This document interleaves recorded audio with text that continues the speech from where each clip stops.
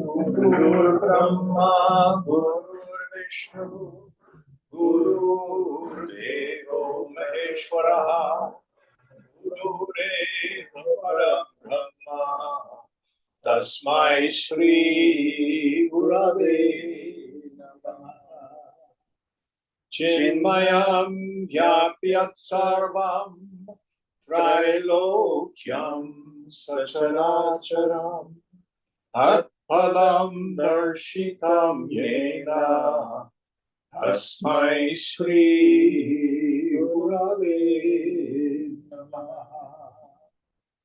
Tvameva Mata Cha Pita Tvameva Tvameva Bandhuscha Sakha Tvameva Tvameva Vedya Dravitam Tvameva Tvameva Sarvam Mama Deva Deva Tvameva Sarvam Mama Deva Deva.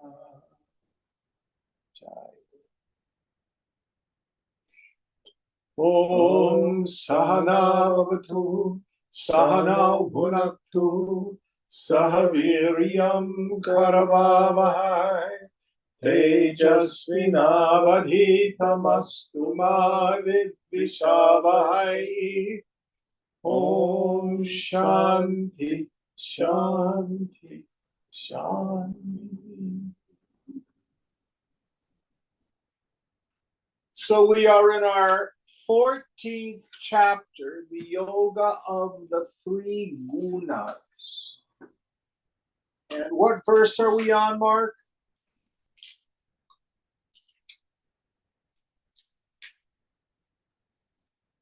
We're on 19. 19. So let's review what we've talked about. These three gunas are terms borrowed from Sankhya philosophy. And the way they're used here, they refer to the qualities of mind. Tamas, the principle of inactivity, of delusion, of illusion, of depression, a misunderstanding, wrong view of things. Rajas, the principle of activity, striving, ambition, desire, longing.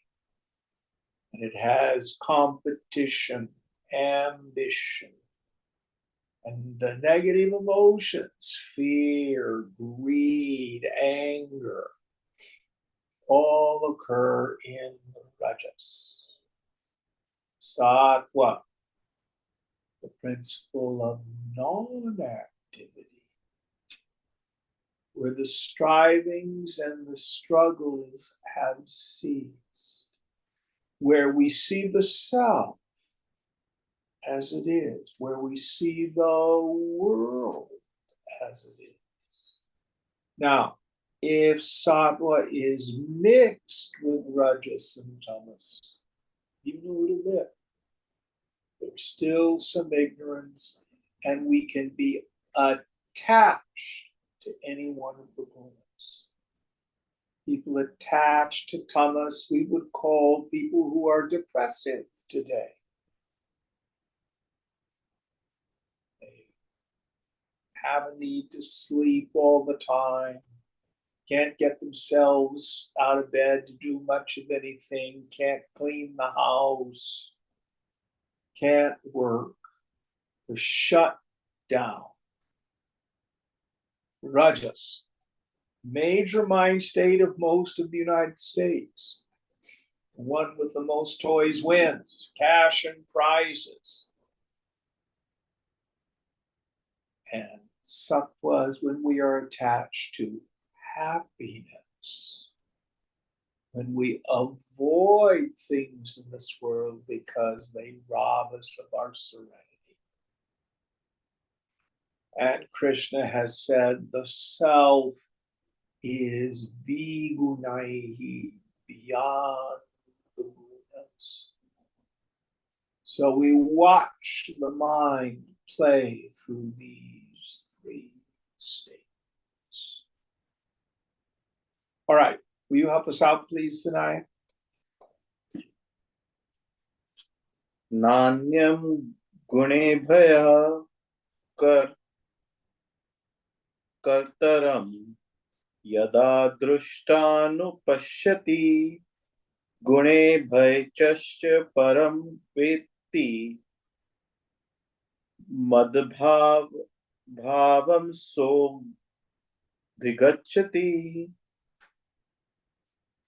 When the seer beholds no agent other than the gunas and knows him who's higher than the gunas, he attains to my being. Yes. So what the teaching is here, it's incredibly important. We think there's a me there, an individuality. And I choose this and I don't choose that. And if I'm in that state where I'm identified with the karta, the doer, then I am stuck with regret for the past. Oh, I should have done this and not that. And why did I pass this opportunity up? And oh, I picked the wrong job here, the wrong situation there. Regret for the past. Or we're terrified we're going to make a mistake about the future. Should I take this job? Should I not take this job? Should I marry this person? Should I not marry him? Should I buy this house? Should I not buy this house? And what Krishna is saying here, there is no individual person there. What there is guna and karma, the qualities of the mind and the force of our past actions, which to a large degree determine the qualities of our mind. You're going to do what you're going to do. You did what you did, and there was really nobody there choosing. Prarabdha karma. So I like to think of it as this way. So imagine there's a marching band. Any of you ever played in a marching band as kids? Yes, no? You've seen them though, haven't you? Mm-hmm. So in the front of the marching band, there's a drum major, a fellow with a stick who goes like this. Usually has a big hat and high steps or does all sorts of stuff, maybe twirls his stick. Have you ever seen all that in parades? Mm-hmm. So, does the drum major really lead the band? No. They're all keeping time with the percussion section at the back going on.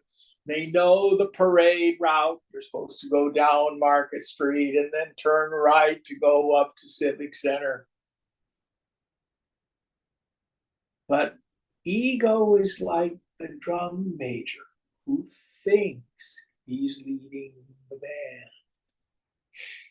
So it's like the fellows going up in front of the band and you're headed up Market Street and all of a sudden they make a right turn and the drum major keeps going down Market Street. Oops, wait a minute. He runs to get in front of the band again.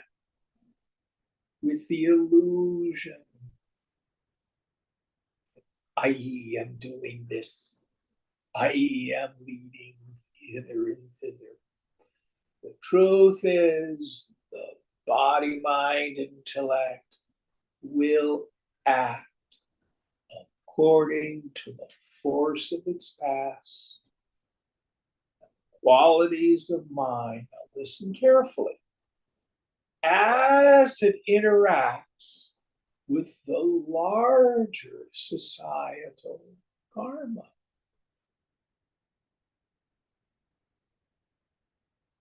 So, for example, the stock market, I think, went down the last couple of weeks, didn't it? Mhm. Is that my karma? Well, yeah, because I'm invested in it. But there's a larger karma. There's interest rates that have not gone down, and difficulty with oil in the Middle East, et cetera, et cetera, et cetera. There's a whole combination of factors. Somebody else may have gotten out of the market or sold short or something like that. That's our individual karma. Going to do what we're going to do. So, having faith in this teaching allows us to not regret the past, but not to shut the door on it. Doesn't mean we don't learn from the past. So, for example, Vinayak, you're a scientist and you're building a particular radar system, right? Correct. Okay. How many times have you experimented and built prototypes and they haven't worked? Tons. Yeah. So what do you do when you build a prototype that doesn't work? Figure out why it didn't work and then change it. Yes. In other words, you learn from it. But you don't beat yourself up. Oh, I'm such a terrible scientist. I built a bad radar system. That's just not how science works, is it? Yes, no? No. So with our lives, I'm not saying we couldn't have done a better job. It's wisdom to learn from it. But we did the best we could with the understanding that we had. And because of guna and karma, we could have done no different. Now, let me share with you a wrong understanding of this teaching. So I have a friend, and in my opinion, he has a wrong understanding of this idea.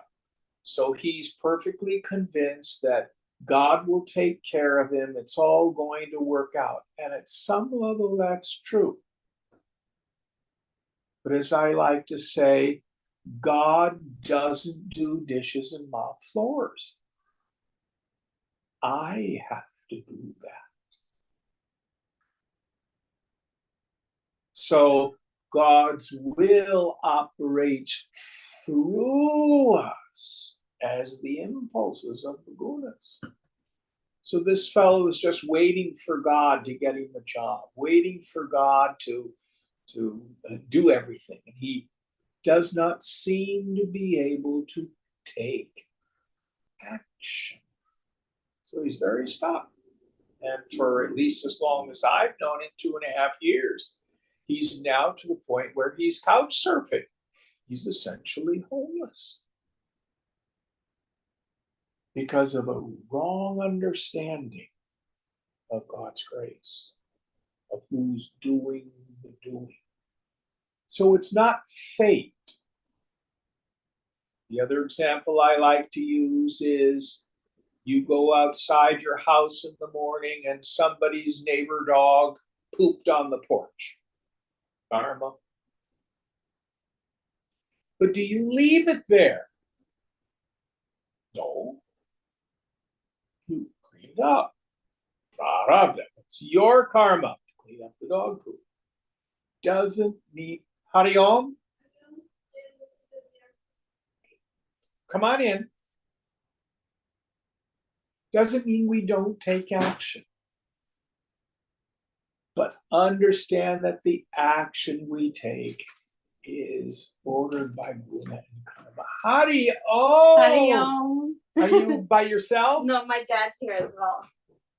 We're late because it was hard to drive. It's, we're still learning to drive these roads. Usually I used to Uber. And Jack and the baby are well? Yes, they're lovely. Oh, how old's the baby now? Nearly one. He's 11 months. Oh my. Yeah, it's gone so fast. I have to come and show him to you soon. Well, I met him at my birthday party. Oh, yes, that was fun. So we're in 14th chapter of Gita.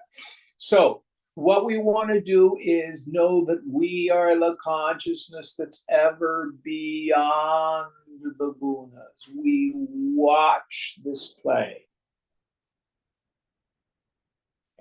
And at the level of what we call vyavahara, transactions in the world, we do our best. Let God do the rest. Don't worry. It's all going to work out. So we do our best to stay out of the dead past and the unborn future. And the end is the means in a different form. If we pay attention to the now, live in a sattvic way in the now. By and large, the future takes care of itself. All right, next verse.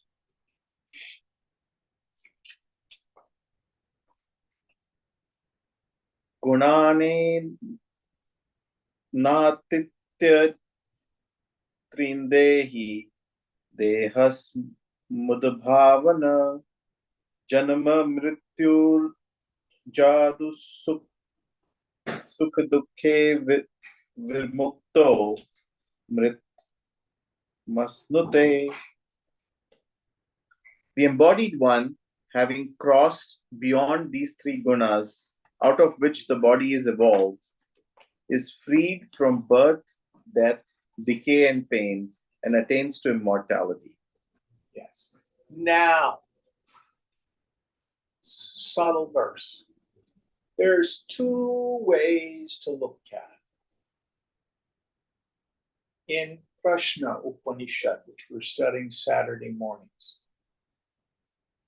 if a person lives a good life, accrues punya, merit,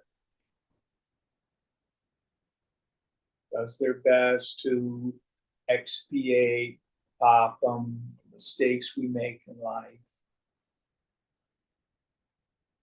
When death comes, by and large, we go to Punya Loka, Brahma Loka, a place where there's Swarga, sometimes it's called heaven. And for most of us, we live out the results of our good actions, and then we come back to Manushya, reincarnating. But if we're practicing yoga, and even if we have some intimations of the self that is beyond the play of the Buddhas, what the scripture says, go to Brahmalok, we stay there till the end of the age, and then we're liberated. But what Vedanta thunders is you should strive to be Jivan Mukta, liberated right here. So the woman or the man of realization is not identified as the jiva, the ego, and I'm going to go to some loka after I die and then something happens. No. In a mind made very quiet, you tend to faculty turn within. Notice who you are. Chidbakash, that space of joy.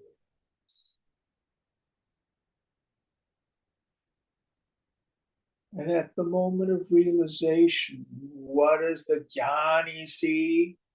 Not that I was bound and now I'm free. Oh, I was never bound in the first place. Upanishads thunder the doctrine of ajati, the self is never born. Now, let me give you a worldly example. Do you incarnate into a dream? Do you? No. Sure feels like it though, doesn't it? I dreamt this morning that I was being put into assisted living. It was really kind of strange, people in this room, my old friend Marilyn, rest her soul, was bringing me cassette tapes, God only knows why. But to the dreamer, I am the dream body, I'm identified with the dream body, I'm the dream ego, and it seems as real as this does to you and me. But when I wake up, did I incarnate into the dream body? No. I was not in the dream. The dream was in me.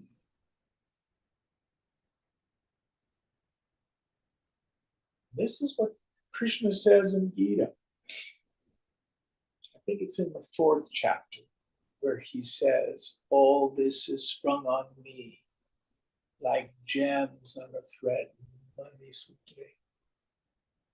self is you, you, you, you. But then in the 9th chapter, he says, well, now that you've gotten a little subtler, done more yoga, actually, I am not in them. They are in me. Just like all the characters in your dream are in you. You are the God of your dream. And he goes on to say, and they're not really in me. So when I woke up this morning, there weren't a pile of cassette cartridges in bed with me.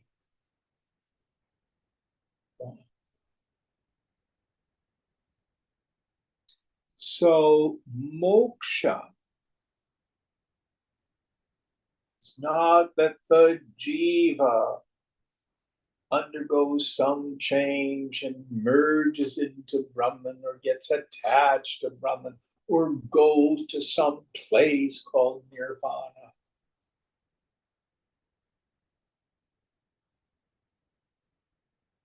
The jnani realizes it's never born in the first place. The moment of realization, the insight is not, oh, I'm now a knower of Brahman. It is what the scriptures say, aham brahmasmi. What does that mean? And I am. And if Brahman is changeless, did I become Brahman? Did I change into Brahman? Did I get merged with Brahman? No. I realized that I always was that.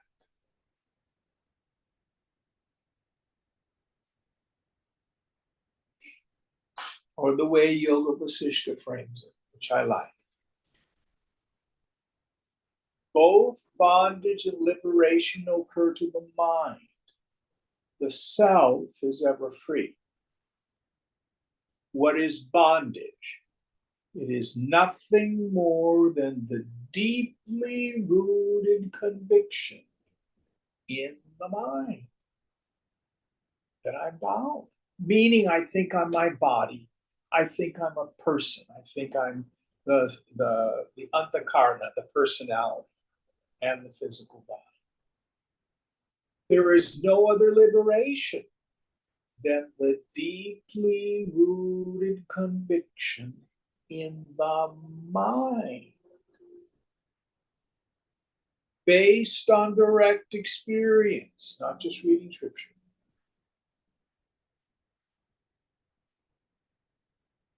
That aham brahmasmi, I am, that chidakasha, that space of consciousness. Listen carefully. Neither mind state affects the self. And I can prove it to you. So, Divya, do you think you're a realized being right now? No. Okay. Does your life have challenges? Yes. Okay. By the way, do you exist? Yes. You sure? Yes. Do you know your challenges? Yes. You thunder the Vedantic truth. I am. I shine as awareness. You've not lost the self. You've never had an experience of not being you. You are an eternal factor. The only problem is our stupid minds. Does that make sense? Yeah. Now, this is not to trivialize this pratyabhigyana, this recognition, because it's the mind that suffers. Self doesn't suffer. You can ask the most miserable of creatures. Again, Prajna Upanishad was saying, Maya does not cover the self.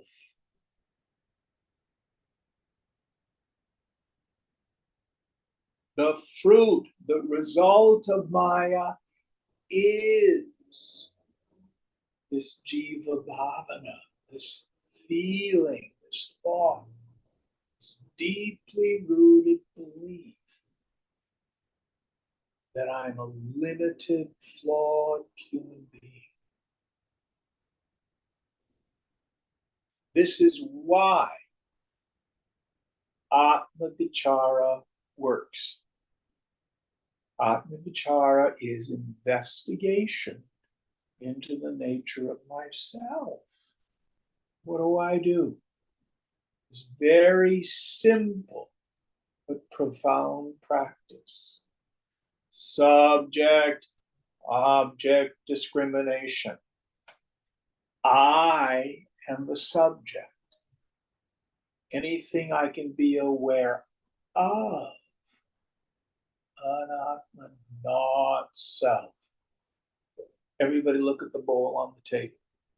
Are you a bowl? No. Yes, no, no. Very easy to discriminate. I'm the knower of the bowl, not self. And I can go through all of the five senses and anything known by the five senses. It's not self. Now we go to the body itself. When you were a child, you had a little body. You went through adolescence and your body changed. Now you're an adult, your body has changed again. But have you not known the changes in the body? Take a deep breath and feel the breath in the body. Do you not know the breath in the body? Same way you know the bowl. Subject, object. You are not your body. You are the knower of your body. Anybody here have an ache or a pain? Yes, no? I was going to say, do you know it? No. You are not the pain in the body. You are the knower. We go to the realm of feelings. Sometimes I feel joy, sometimes sorrow, sometimes I'm angry, sometimes I'm happy, sometimes I'm sad, sometimes I'm bored. I have all these feelings. But whatever the feelings are, I know the feeling.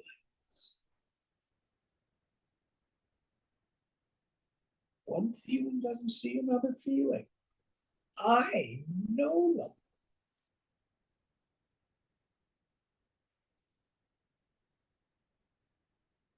Not self. Now in your head, do the problem 2 plus 2. Remember what you had for dinner last night. Visualize a mango. A place is called your intellect. But whatever thoughts go by, they go by like your hand in front of your face, or like the traffic outside. They just keep going by. But you are not your thoughts. You are the knower of your thoughts. Of course, the subtlest thoughts are ahankara, ahankriti, jiva bhava. Think the thought, I'm okay. Did you see that go by? Think the thought, I'm a bad person. That goes by. Why did I do that? I was so stupid. You see that thought go by.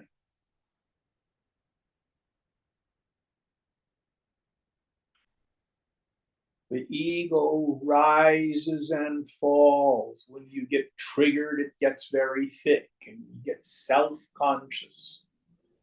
You're engaged in some project, dancing or singing, making love. Disappears. It's very thin. So that ahankriti, it thickens and thins. And you see it thicken and thin. You are not the ego sense. Who are you?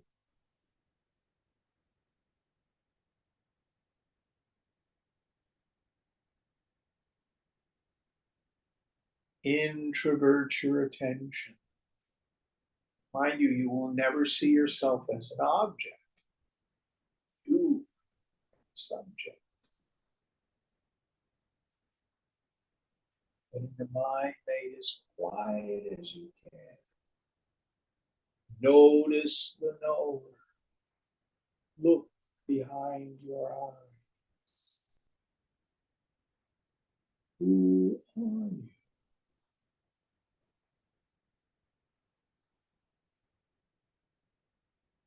Chidakasha.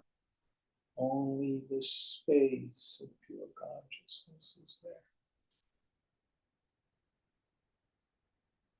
And that is beyond the moments. Now, we didn't create yourself. You just, in a quiet mind, recognize, oh, that's what I am. That's who I am. You don't become a miserable creature when we get deluded. We just think we are.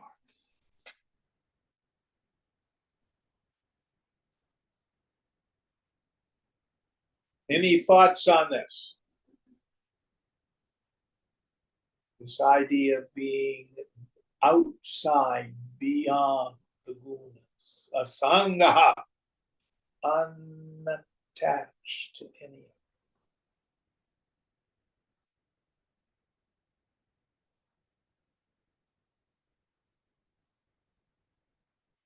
And that self, the scriptures say, I am Atma, Brahma. This self is Brahman. I am Atma, Krishna. This self is Krishna. Krishna is not out there. Krishna is yourself.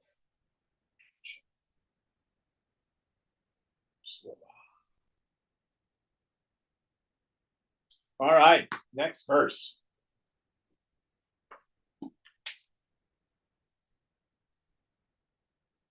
Arjunuvacha Kairlingaistring un gunanetanatito bhavati prabho kimachara kataham chetam stringunanati vartate.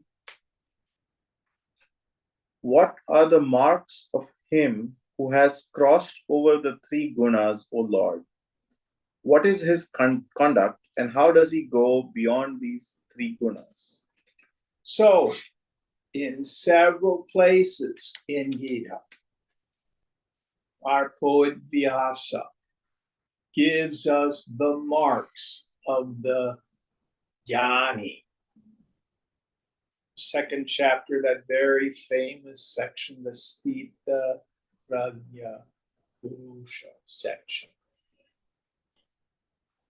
Marks of the person, Purusha, steady wisdom, Stita Prajna. Now, what do we do with this? It is not for us.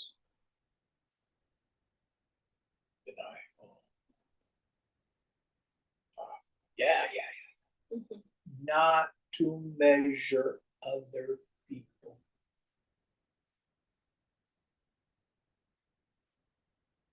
Only one person of knowledge can recognize another. You and I must approach them with faith, openness, but have a really good bullshit detector.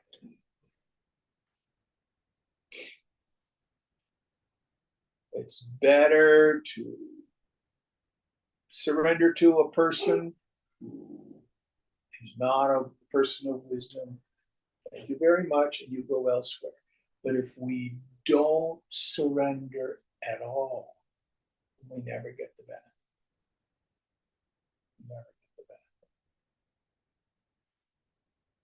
So why do we have these sections in the scripture that talk about the marks of the person of steady wisdom? This is for us to check out, to measure our own sadhana. Now, these qualities naturally exhibit themselves for the person who is Stita Prajna. The rest of us, they become practices. We use them. So let's see what Krishna says in response to Arjuna's question. Going on. Shri Bhagwan Uvacha Prakasham cha pravrittam cha mohameva cha pandav na dveshti sam pravrattani na nivrattani kankshati. The Blessed Lord said, light, activity, and delusion when present, O Pandava, he hates not, nor longs for them when absent. So here he's using these three words to talk about the three gunas. Now, some scriptures will say the self never sleeps. And then people get all these strange ideas. Oh, did you know Swamiji never slept? It's nonsense.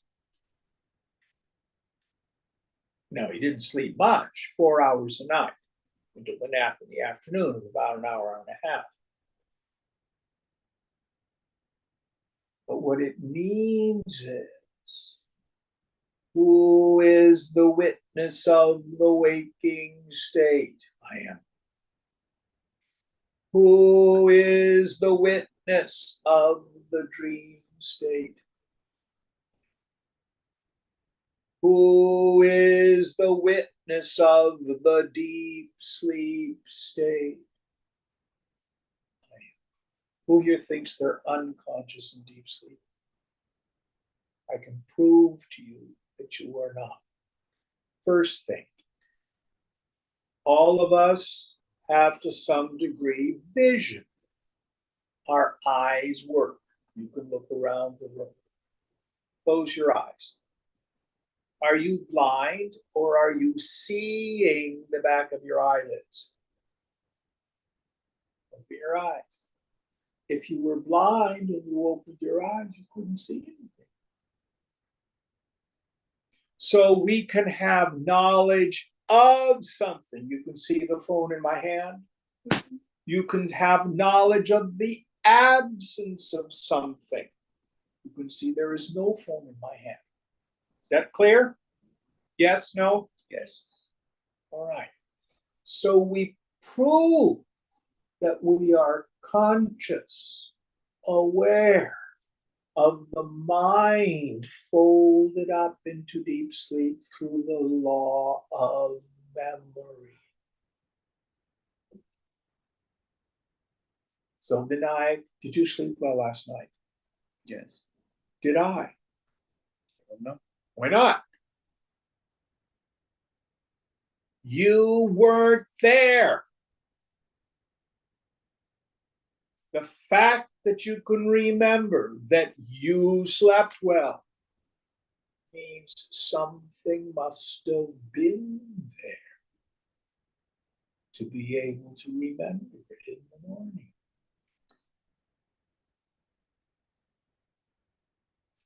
The law of memory is the experiencer and the rememberer must be the same entity. So here's the self, constantly shining. Here's the mind going through its three gunas: waking state, dream state, deep sleep. Now watch carefully. Nirvikalpa samadhi. The mind returns. Oh my gosh, there's nobody here. So what happens? Self is always there. Always unattached to the three gunas. So the mark of the person of knowledge is they never get identified with the play of the mind. If you've got the flu and you feel crappy, doesn't matter if you're realized your body's still going to feel crappy and your head's going to be thick. But you know it is not you. If the mind is in the state of a rajas, you have all these activities to be done and you're going here and you're going there and doing this and doing that. Awareness illumines that rajasic mind. And if you take the time to chant the name of the Lord, go into deep meditation, mind becomes still and quiet and silent.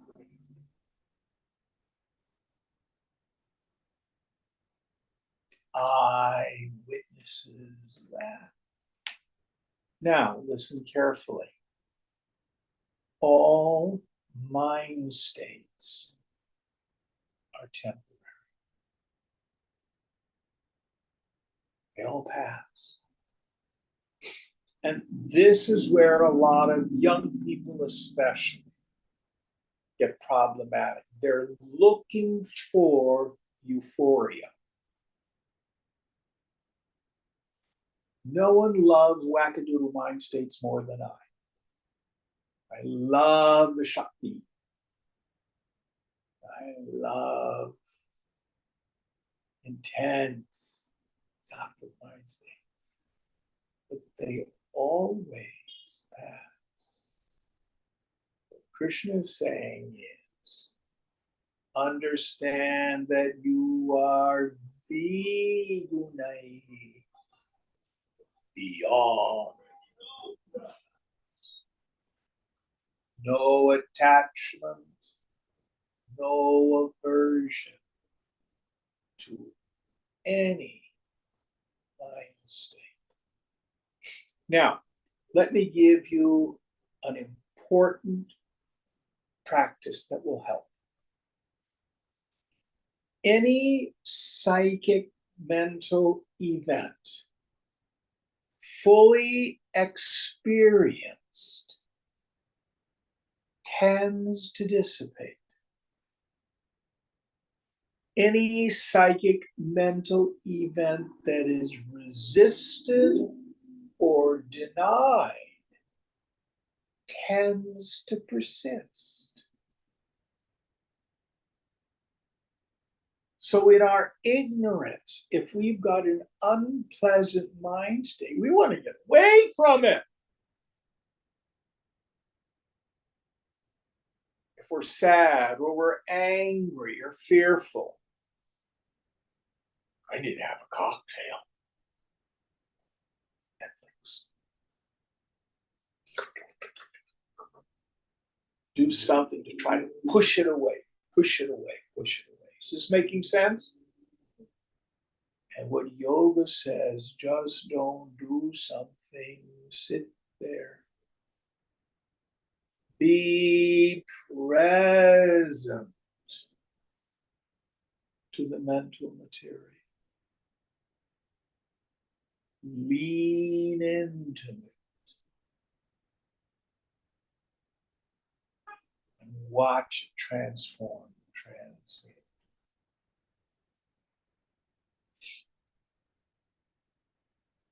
It's not about trying to stomp out negative feelings.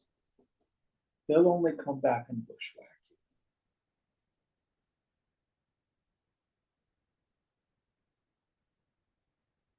All of you are married, I think. If you stuff your feelings about something with your spouse and don't talk it through, what happens eventually? Comes out sideways and you get really angry. Ever had that happen? Yes, no? Yeah. Yes. Yeah. But if you are present to it, oh dear, what you said hurt my feelings so badly. Doesn't mean lash out, it means be present to it. When you find that things start to morph and change and stuff like that. Very important point. This is not a license to bad behavior. This means to be present to our psychological material. This is the value of a therapist. You can go pay a therapist $250 an hour to sit there while you get present to your material. But if you're a meditator, you can save the money. Krishna is the best of therapists. He always listens, never judges, always fully present.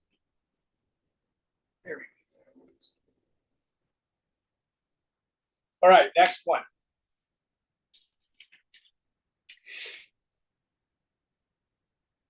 Udasin vadasino guneryo na vichalyate guna vartant ityeva yo vatishtati nendate.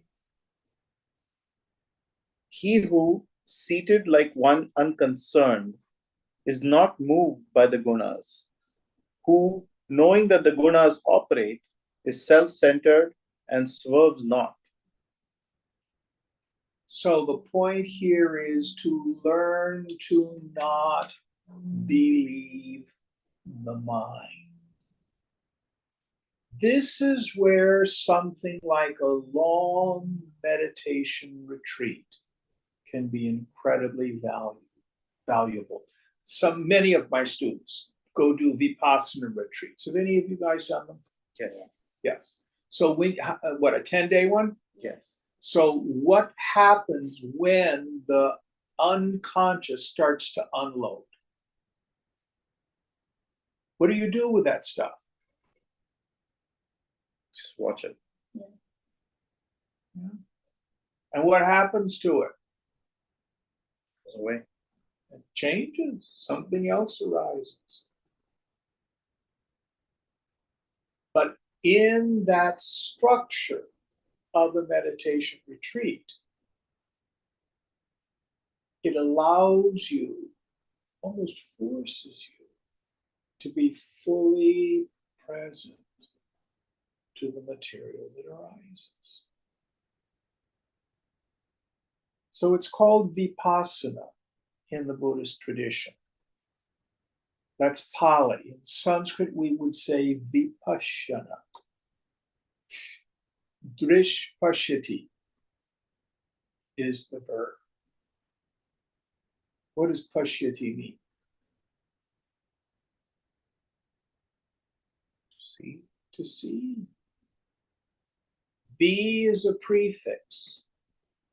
It means a superlative. Every once in a while, it means the opposite. So you tend to hear it translated as insight. But that's what it is. In the structure of the meditation retreat, you see what's really going on. No judgments, but you're fully present and not identified with it. You learn to not believe the stories. It's just the imagination of the mind. All it is basically is the undigested impressions of the past. That's all it is.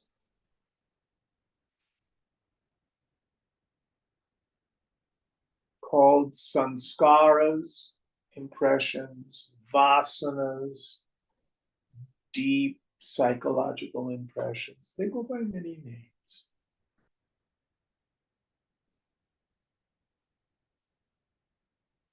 So the practice that's implied here is to not get engaged with the content of the mind. Quit believing the mind. The mind is a useful tool when you have a problem to solve in the world. If you're going to go do an experiment as an engineer.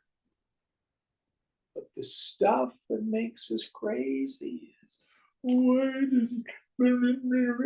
how could he have said and she should have been, I mean mine. We start having conversations with people who aren't even in the room.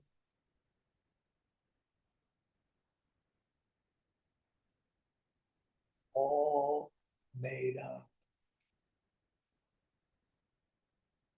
So here, Krishna is saying,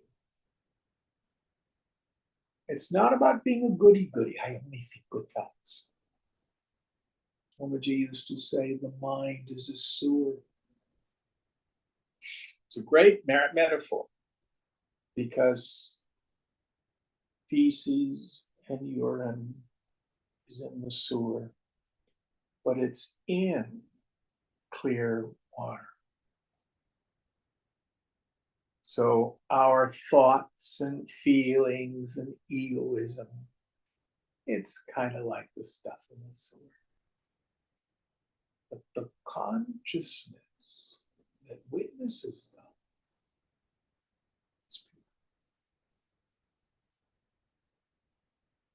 next verse.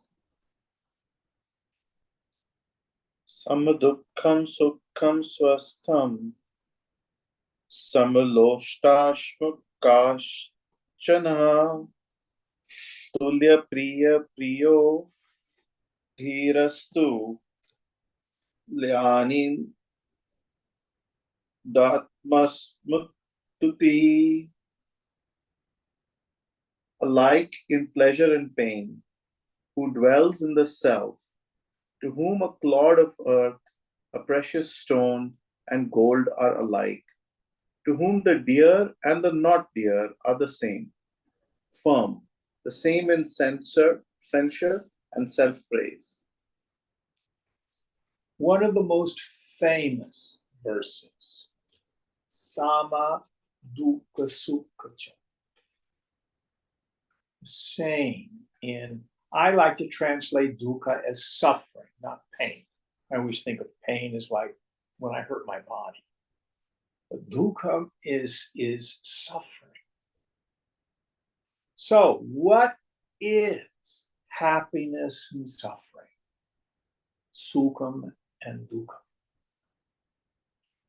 When the external situation is conducive, based on the force of my past, I'm happy. When the situation is non-conducive, I'm unhappy.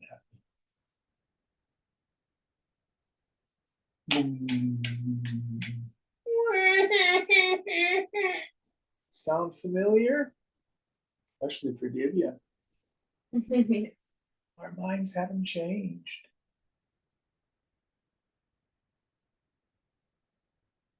That's all our minds do. That's sukham and dukkha.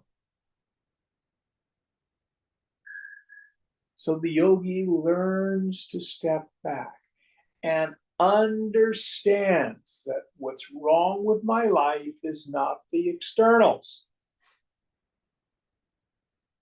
If I'm disturbed, no matter the cause, I'm the one with the klesha, the affliction. I'm the one with the sangraha, the attachment. I'm the one with the jiva bhavana, the identification, the expectations. Doesn't mean the world is right and I'm wrong. The world is the world. But if I'm disturbed, I've gotten all caught up in it. So we watch the mind. The situation is non-conducive. The mind will complain. Pay no heed. If the situation is conducive, the mind's going to go yummy, yummy, yummy. No big deal.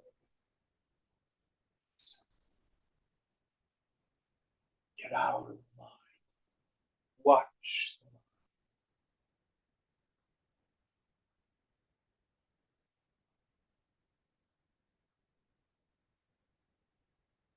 Be the uninvolved, unattached witness to the mind's reactions. And this turns the volume level down on our reactivity.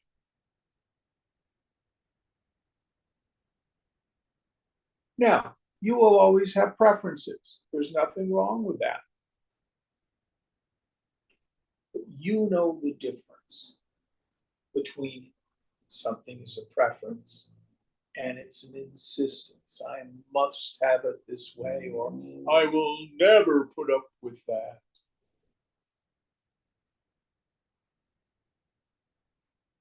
And the yogi endeavors to keep her mind out of the past and the future. Swamiji always used to say, put your mind where your hands are working. Stay engaged in the now.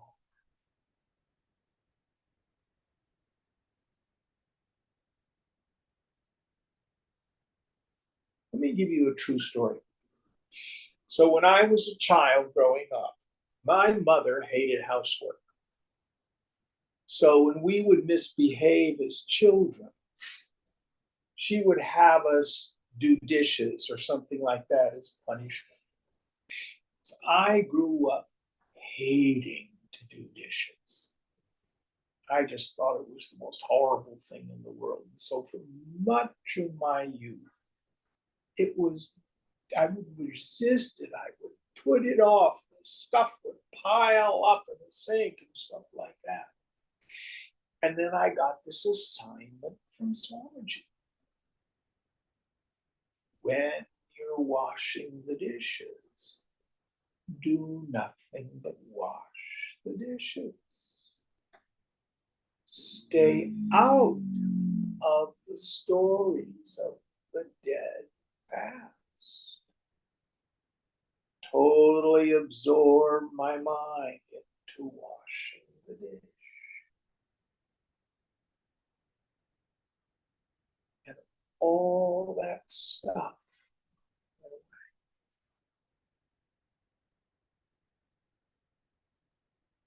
It doesn't have to be there.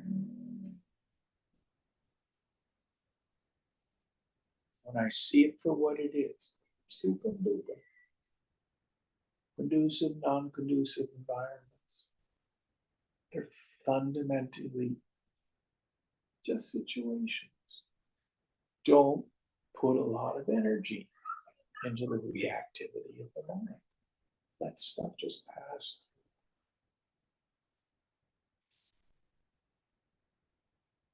Now, having a senior moment, I can't remember the second half of the verse.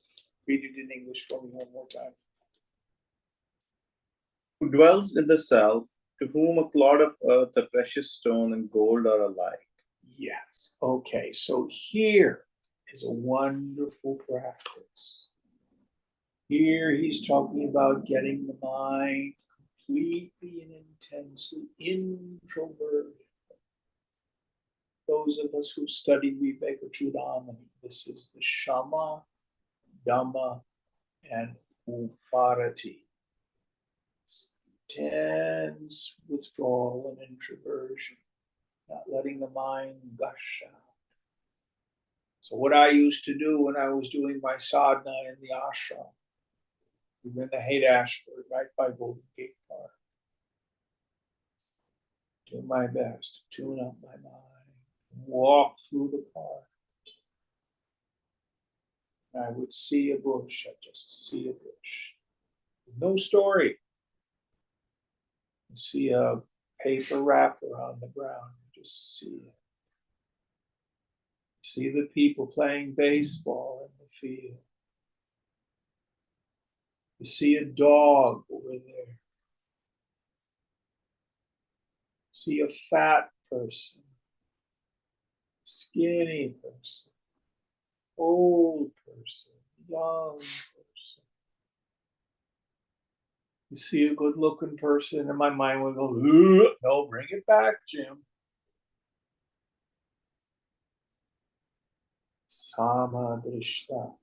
It's equality of vision. It's really hard. And in the beginning, if you can do it for 5 or 10 minutes, you're doing really well. But the more we do it,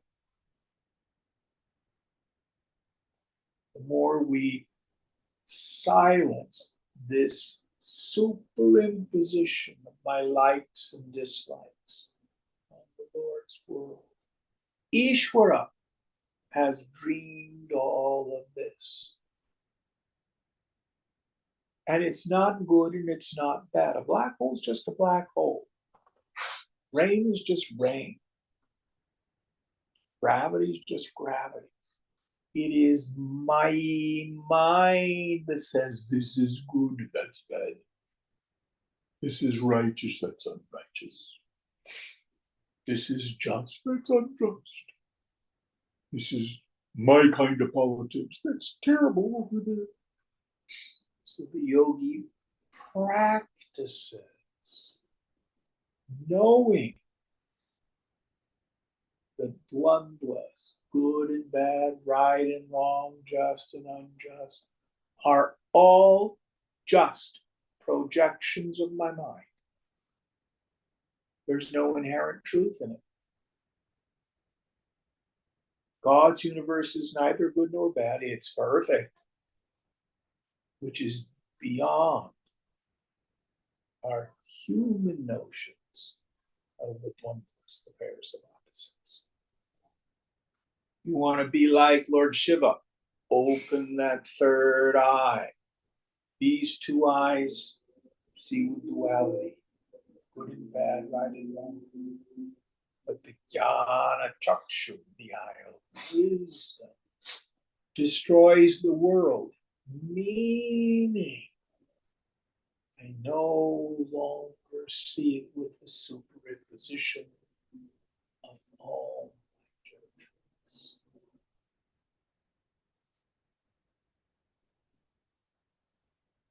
Wonderful practice, simple.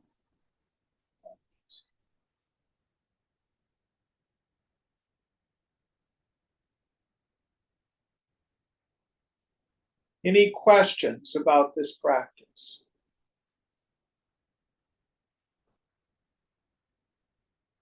The yogi takes up the mantra, I cannot think a real thought.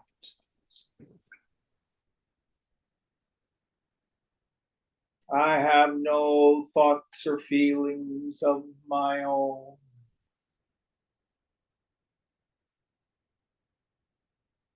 Chidananda Rupaham, my form is bliss consciousness. I am not the body, not the mind, not the intellect, not the ego. Not this.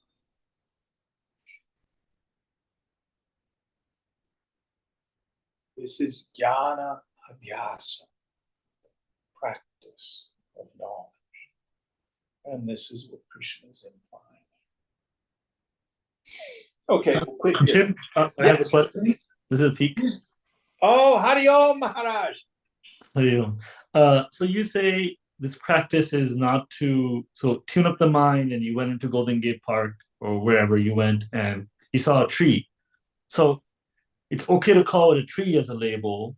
Can I call it a big tree, a beautiful tree, a bound tree, or is that already deviating, or is it What not? do you think? I think it's okay to label it without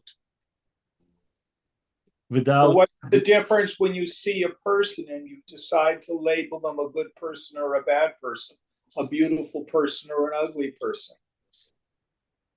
Well, those are qualities, and I'm thinking of characteristics. Big and small is nothing but good or bad. Those are different, right? Well, if you say beautiful, isn't that a quality? That is a quality, yes. Yeah. Okay.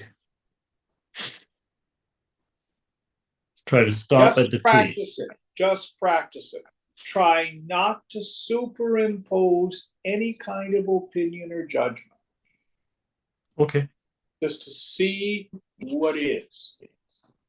Hmm. And it's not easy. Simple for me just to say it. Okay. We can talk more offline. You can give me a phone call if you want more elaboration, because it's 8 o'clock and we have to stop. Okay. Sounds good, Jim. All right. Om Purnamada Purnamidam Purnat Purnamudachyate Purnasya Purnamadaya Purnameva Vashishyate. Om Shanti Shanti Shanti. Hari Om Sri Guru Pyo Namaha. Hari Om.